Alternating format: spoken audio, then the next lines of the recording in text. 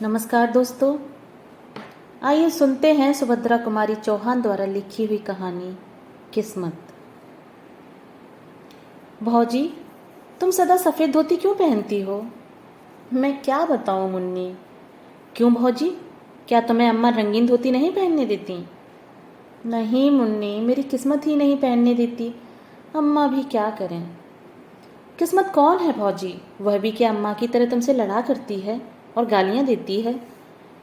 7 साल की मुन्नी ने किशोरी के गले में बाहें डालकर पीठ पर झूलते हुए पूछा, किस्मत कहाँ है? भौजी मुझे भी बता दो। सिल्क का पिसा हुआ मसाला कटोरी में उठाते हुए किशोरी ने एक ठंडी सांस ली। बोली, किस्मत कहाँ है मुन्नी, क्या बताऊं। आंचल से आंसू पहुंचकर किशोरी ने तरकारी बघार दी। खाना तैयार होने में अभी आधा घंटे की देर थी। इसी समय मुन्नी की माँ गरजती हुई चौके में आई। बोली, 10 साढ़े 10 बज रहे हैं, अभी तक खाना भी नहीं बना? बच्चे क्या भूखे ही स्कूल चले जाएंगे? बाप रे बाप, मैं तो इस कुलच्छनी से हैरान हो गई।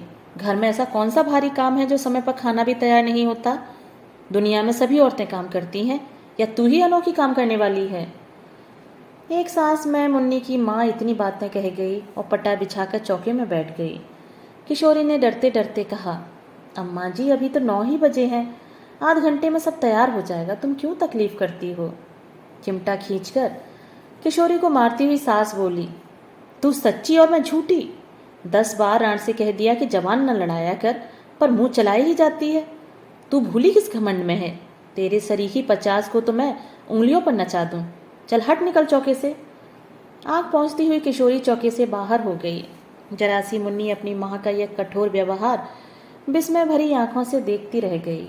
किशोरी के जाते ही वह भी चुपचाप उसके पीछे चली, किंतु तुरंत ही माता की डांट से वह लौट पड़ी। इस घर में प्रायः प्रतिदिन ही इस प्रकार होता रहता था। बच्चे खाना खाकर समय से आध घंटे पहले ही स्कूल पहुंच गए। खाना बनाकर जब मुन्नी की माँ हाथ धो रही थी, तब उनके पति राम किशोर मुवक्किलों से किसी प्रकार की छुट्टी पाकर घर आए। सुनसान घर देखकर बोले, बच्चे कहाँ गए सब? नथुने फुलाती हुई मुन्नी की माँ ने कहा, स्कूल गए और कहाँ जाते? कितना समय हो गया, कुछ खबर भी है? घड़ी निकालकर देखते हुए राम किशोर बोले, अभी 9:30 ही तो बजे हैं, मुझे कचहरी भी तो जाना है ना। मुन्नी की माँ तड़प कर बोली, जरूर तुमने सुन लिया होगा, दुलारी बहू ने 9 कहा था और तुम 9:30 पर पहुंच गए। तो इतना ही क्या कम किया? तुम उसकी बात कभी झूठी नहीं होने देते। मैं तो कहती हूँ कि इस घर में नौकर चाकर तक का मान मुलाहिजा है, पर मेरा नहीं। सब सच्चे और मैं झूठी। कह के मुन्नी की माँ जोर से रोने लगी। मैं तो नहीं कहता कि तुम झूठी हो, घड़ी ही गलत हो गई होगी, फिर इसमें रोने की तो कोई बात नहीं है। कहते कहते राम किशोर जी स्नान करने चले गए।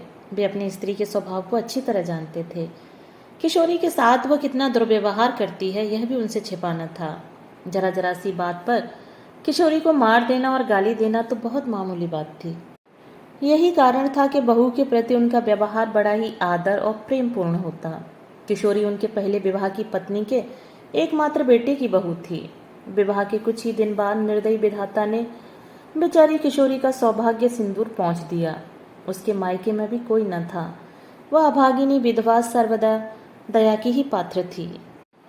किंतु ज्यों ज्यों मुन्नी की माँ देखती कि रामकिशोर जी का व्यवहार बहू के प्रति बहुत ही स्नेहपूर्ण होता है, त्यों त्यों किशोरी के साथ उनका द्वेष भाव बढ़ता ही जाता। रामकिशोर अपनी इस पत्नी से बहुत दबते थे। इन सब बातों को जानते हुए भी वह किशोरी पर किए जाने वाले अत्याचारों को रोक न सकते थे। 100 की सीधी बात तो यह थी कि पत्नी के खिलाफ कुछ कह देने से ही अपनी खोपड़ी के बाल न नुचवाना चाहते थे, इसलिए बहुता वे चुप ही रह जाया करते थे।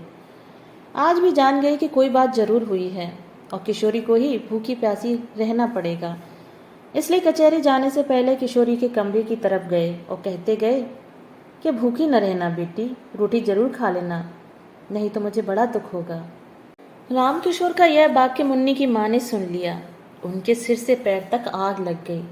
मन ही मन सोचा, इस चुड़ैल पर इतना प्रेम। कचहरी जाते जाते उसका लाड़ कर गए, खाना खाने के लिए खुशामद करके गए, मुझसे बात करने की भी फुर्सत न थी। खाएगी खाना, देखती हूँ क्या खाती है, अपने बाप का हाड़। मुन्नी की माँ ने खाना खा चुकने के बाद सबका सब खाना उठाकर कहारिन को दे दिया और चौका उठाकर बाहर चली गई। किशोरी जब चौकी में गई तो सब बर्तन खाली पड़े थे। भात के बटुए में 2-3 कड़ चावल के लिपटे थे। किशोरी ने उन्हीं को निकालकर मुंह में डाल लिया और पानी पीकर अपनी कोठरी में चली आई। आज रामकिशोर जी कचहरी में कुछ काम न होने के कारण जल्दी ही लौट आए। मुन्नी की माँ बाहर गई थीं। घर में पत्नी को कहीं न पाकर वे बहू की कोठरी की तरफ गए। बहू की दयनीय दशा को देखकर उनकी आंखें भर आईं। आज चंदन जीता होता तब भी क्या इसी तरह इसकी यह दशा रहती। अपनी भीरुता पर उन्होंने अपने आप को न जाने कितना धिक्कारा। उसकी धोती कई जगह से फटकर सी जा चुकी थी। उस धोती से लज्जा निवारण भी कठिनाई से ही हो सकता था। बिछौने के नाम से खाट पर कुछ चिथड़े पड़े थे। जमीन पर हाथ का तकिया लगाए वह पड़ी थी। उसको झपकी सी लग गई थी। पैरों की आहट पाते ही वह तुरंत उठ बैठी।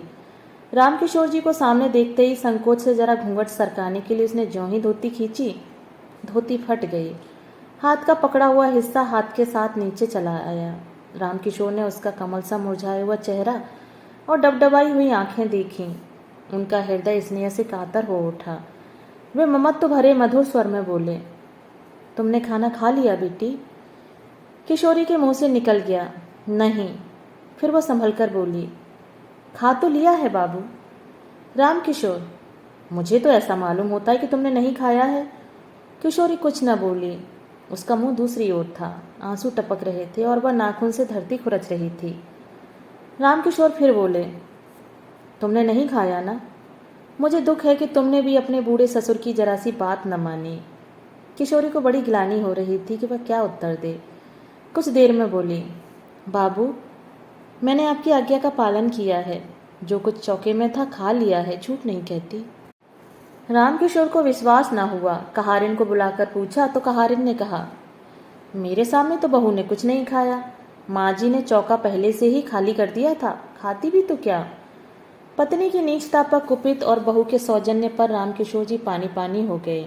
आज उनके जेब में 50 रुपए थे। उसमें से 10 निकालकर वे बहू को देते हुए बोले, यह रुपए रखो बेटी, तुम्हें यदि जरूरत पड़े तो खर्च करना। इसी समय आंधी की तरह मुन्नी की माँ ने कोठरी में प्रवेश किया। बीच से ही रुपयों को झपट कर छीन लिया। वह किशोरी के हाथ तक पहुंचने भी न पाए। गुस्से से तड़प कर बोली, बाप रे बाप, अंधेर हो गया। कलयुग जो न करावे सो थोड़ा ही है। अपने सिर पर कि चांदी की तो लाज नहीं रखते। बेटी बहू के सूने घर में घुसते तुम्हें लाज भी ना आई। तुम्हारे ही सच चढ़ाने से तो यह इतनी सर चढ़ी है। पर मैं न जानती थी कि बात इतनी बढ़ चुकी है।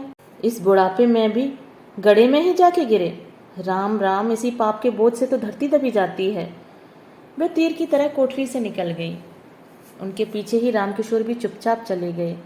वे बहुत वृद्ध तो ना थे, परंतु जीवन में नित्य होने वाली इन घटनाओं और जवान बेटी की मृत्यु से भी अपनी उम्र के लिहाज से बहुत बूढ़े हो चुके थे।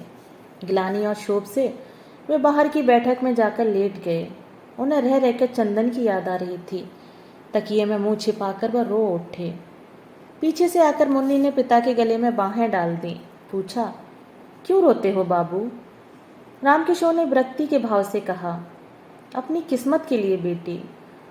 सवेरे मुन्नी ने भौजी के मुंह से भी किस्मत का नाम सुना था और उसके बाद उसे रोते देखा था। इस समय अब अपने पिता को भी किस्मत के नाम से रोते देखा तो उसने विस्मित होकर पूछा, किस्मत कहाँ रहती है बाबू? क्या वो अम्मा की कोई लगती है?